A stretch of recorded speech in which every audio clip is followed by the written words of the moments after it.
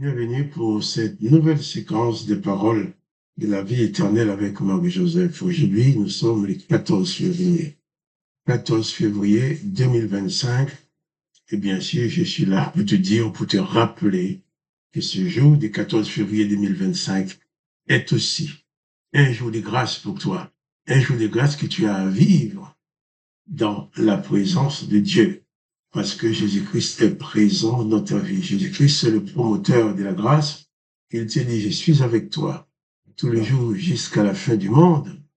Et quand Jésus est avec toi, la grâce est avec toi. Donc, c'est un jour de grâce parce que la présence de Jésus-Christ est assurée dans ta vie. Maintenant, je ne peux pas te dire ce qui va arriver aujourd'hui. Je ne sais pas les circonstances que tu vas avoir affrontées. Mais comme je dis souvent, la certitude que j'ai, c'est que Jésus-Christ a promis d'être avec toi. Si tu as reçu la présence de Jésus-Christ dans ton cœur, il est avec toi maintenant et tous les jours jusqu'à la fin du monde. Et rien ne peut empêcher la présence de Jésus-Christ de s'installer dans ta vie. Hier, nous avons parlé de Jésus qui parle de la lumière. Jésus qui dit que notre lumière luise devant les hommes afin qu'ils voient cette lumière de Jésus-Christ dans nos vies et qu'ils glorifient Dieu le Père qui est dans les cieux. Et Jésus va maintenant parler de la relation de ces personnes-là qui l'entouraient, surtout la relation des religieux, ou même des non-religieux de son époque, avec la loi. La loi, c'est quoi? Mais la loi, c'est ces règles que l'Éternel a dictées au peuple d'Israël pour qu'ils les observent, pour qu'ils vivent avec ces règles-là.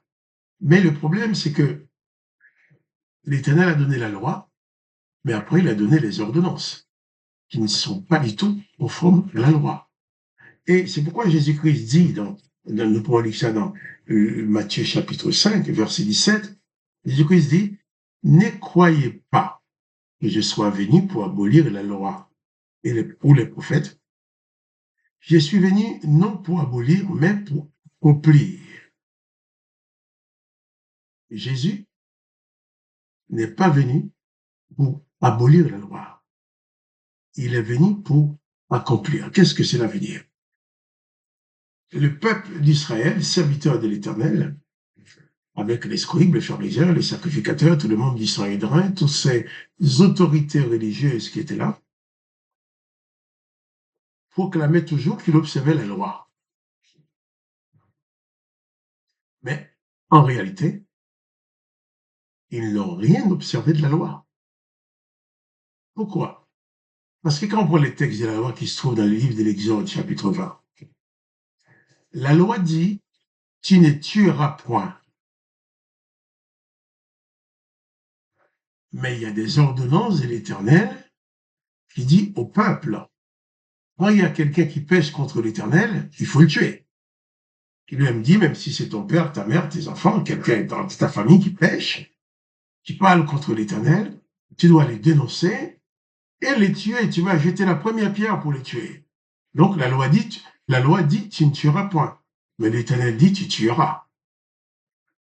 Et les peuples tuaient.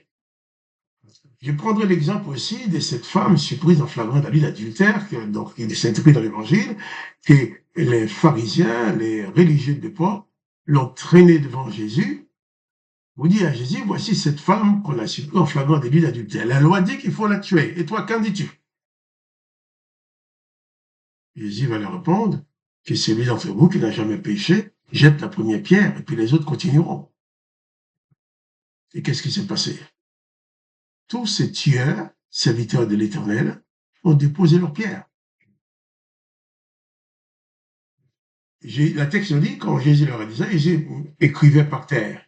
Peut-être, Jésus était peut-être en train d'écrire, tu ne tueras point. Je ne sais pas. Mais toujours est-il, le premier exemple, la loi dit, tu ne tueras point. Et l'Éternel dit, tu tueras par ses ordonnances. Donc, le peuple d'Israël se trouve coincé entre la loi et les ordonnances de l'Éternel. Il y a des choses que la loi interdit. L'Éternel donne des ordonnances pour le faire. Donc, Jésus vient, il dit, moi, je ne suis pas venu pour détruire la loi parce que la loi est bonne, mais je suis venu pour détruire les ordonnances en accomplissant la loi.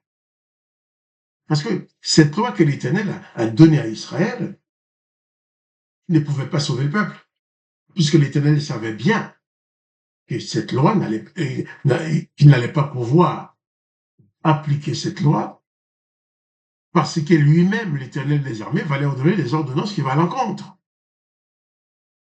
C'est pourquoi Jésus dit, je ne suis pas venu pour abolir la loi, mais pour l'accomplir. Parce que personne n'avait, c'est pas parce que les peuples étaient mauvais, c'est parce qu'ils n'avaient aucune possibilité d'accomplir la loi. Parce que si l'Éternel qui a donné la loi dit qu'il faut accomplir cette loi, mais après il donne aussi des ordonnances, il dit qu'il faut accomplir les ordonnances. Et quand l'Éternel ordonne de tuer les pécheurs, si tu ne les tues pas, c'est toi qui seras tué. C'était le cas pour Saül. Il n'a pas terminé le massacre.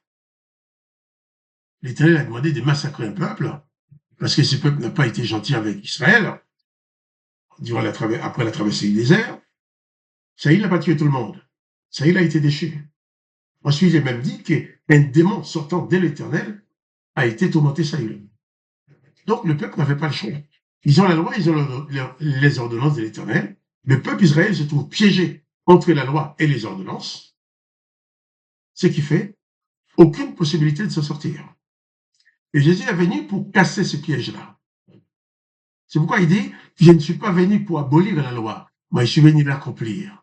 Et Jésus va accomplir la loi en montrant à ces peuples que ces personnes que l'Éternel a demandé de lapider pouvaient pardonner.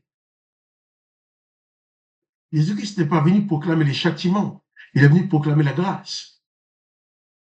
Quand cette femme-là qui était par terre face à ses bourreaux, heureusement pour elle, Jésus-Christ était là. Une fois que Jésus a lancé le défi aux bourreaux religieux, serviteurs d'Israël, qui voulaient appliquer les ordonnances de l'Éternel. Ce n'était pas forcément des pécheurs criminels, ces bourreaux, ces pharisiens qui voulaient tuer la femme. Mais ils étaient obligés d'appliquer l'ordonnance de l'Éternel.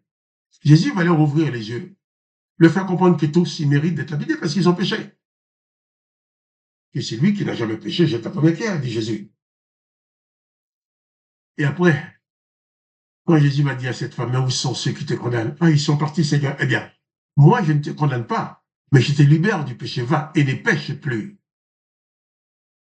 Jésus-Christ est venu pour accomplir la loi en aidant les hommes qui étaient là, comprennent qu'ils peuvent accomplir la loi, mais ils ne pouvaient pas accomplir la loi sans désobéir à certaines ordonnances de l'Éternel.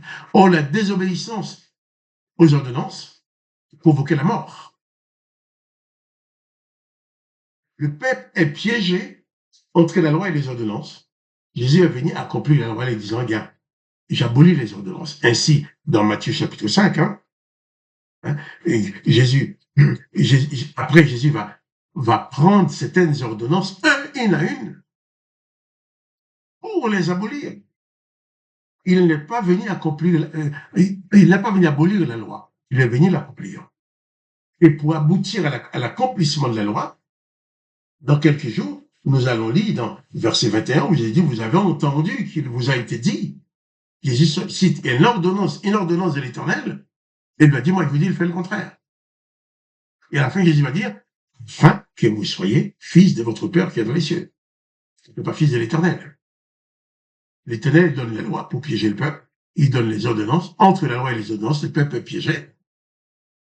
Il te dit qu'il faut appliquer la loi, mais quand il donne les ordonnances, qui te demande de faire le contraire de la loi, tu es obligé de le faire aussi.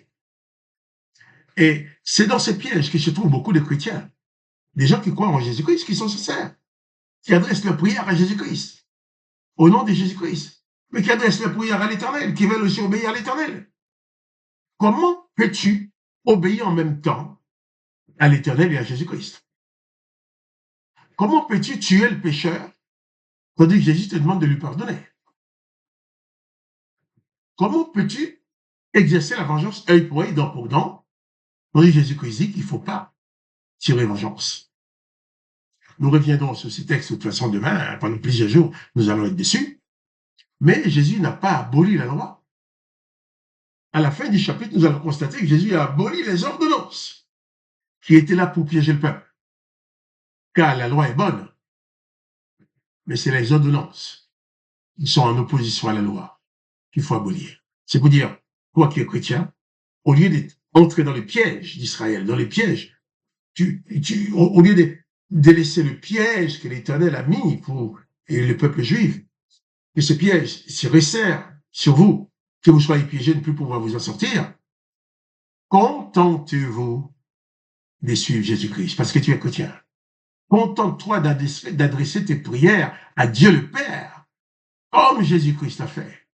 Mais si tu invoques le nom de l'Éternel, pas besoin de dire dans le nom de Jésus. Parce que Jésus-Christ n'a jamais dit d'invoquer l'Éternel des armées en son nom. Au contraire, Jésus-Christ abolit les ordonnances de l'Éternel qui demandait de tuer les peuples. Jésus-Christ abolit les ordonnances qui étaient en opposition à la loi, en sorte de sortir le peuple de ce piège. Toi, si tu es chrétien, contente-toi de suivre Jésus-Christ. Jésus-Christ est le seul chemin, la seule vérité. Jésus-Christ, c'est le seul nom par lequel tu peux être sauvé. Cesse d'invoquer le nom de l'Éternel des armées au nom de Jésus-Christ, invoque le Père dans le nom de Jésus-Christ. Que le nom de Dieu le Père qui nous sauve soit béni. Que le nom de Jésus-Christ soit glorifié. Que toi aussi tu sois béni. Mais quant à moi, Marc-Joseph, je te dis, pas de panique. Confie-toi en Jésus-Christ. Ne te place plus ni sur la loi de l'Éternel, ni sur ses ordonnances. Place-toi seulement sur les enseignements de Jésus-Christ. Et pas de panique. Seul Jésus-Christ donne le salut. Et je te dis, à demain pour les paroles de la vie éternelle.